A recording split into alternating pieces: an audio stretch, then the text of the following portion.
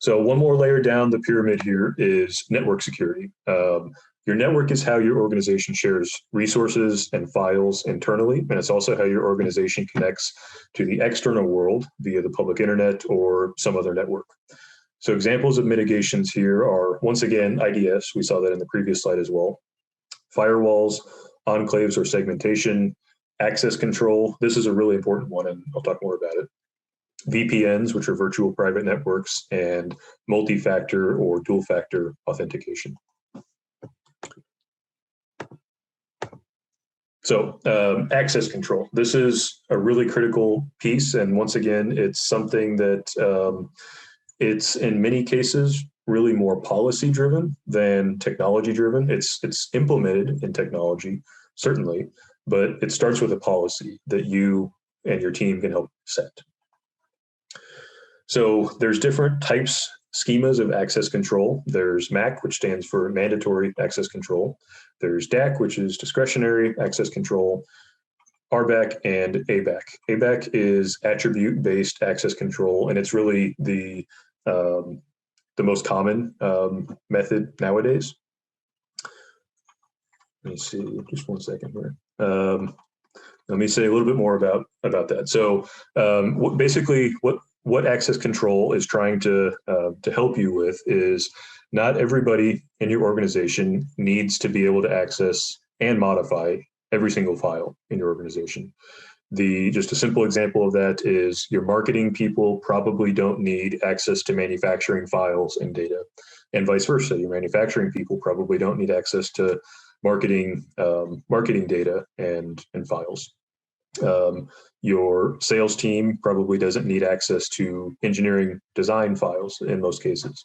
So ABAC, access control of any type, is what helps you to specify those things, and they're things that can be relatively easily configured in your systems by your IT team or by your outside security provider. But you have to decide what those different levels of access and modification privileges are. You should require either dual-factor authentication or multi-factor authentication. I am sure you've all used this as well. Anytime you go and try and log into some service online, and before they let you log in, they text you a code to your phone, and you have to enter that code, and then you can log in addition to using your password. That's an example of multi-factor authentication. Using the phone is excuse me, is the most common example of that today, but there's others as well. But you should really be requiring this unless there's a really good reason that you shouldn't. Most organizations today do.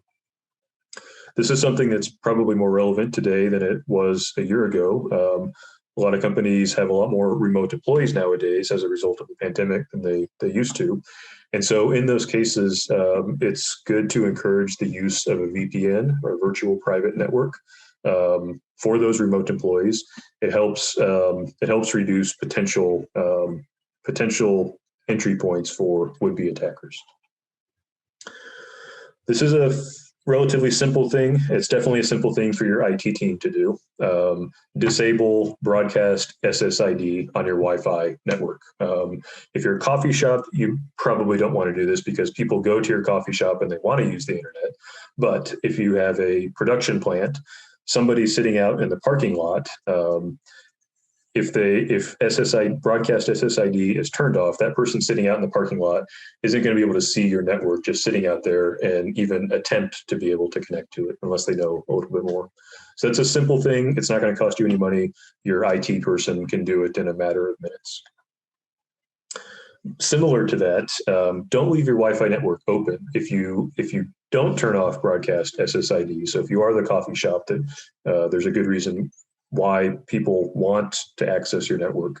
Don't leave the network open, meaning require some sort of a password, even if it's just coffee is great. Something, put something in place. This is, once again, simple thing for your IT people, not going to cost you any money. Don't use WEP on Wi-Fi networks, use WPA2. That's just a simple thing. WEP is an obsolete technique. WPA is much more modern and much more secure. And then finally, the idea of network segmentation and enclaves, and that this ties in a little bit to access control. If you have, I think I've got, here we go. Here's a good example of it. You might have you probably have a public facing website. So if you do, it probably makes sense to have your network resources that serve that website and all the people from the outside world that access it, to have that segmented off from the rest of your internal network, so that if an attacker, a would-be attacker, does gain access to your system via your website, they're stuck, at least for a while, in that enclave, and they don't have access to your entire network. Once again, that's a fairly standard thing for IT people. It's more complex, certainly, but it should be something that any experienced IT person can help you to do if you're asking those questions, and if it's not already in place. And certainly an outsourced security provider can help you with that. Finally, perimeter security. This is your outside wall in your castle. This is generally referring to protecting the boundary between your internal network and where it connects to the external network, which can include the public internet. So examples of mitigation techniques here are having a DMZ, which stands for demilitarized zone, just like what's between North and South Korea. They've got a DMZ. You want a DMZ at your perimeter of your network and your organization. Honeypots or honey nets, and firewalls. So this is your first line of defense in keeping external remote attackers out of your system. It doesn't address the insider threats, but it does address those external attackers. This is a visual representation of a DMZ.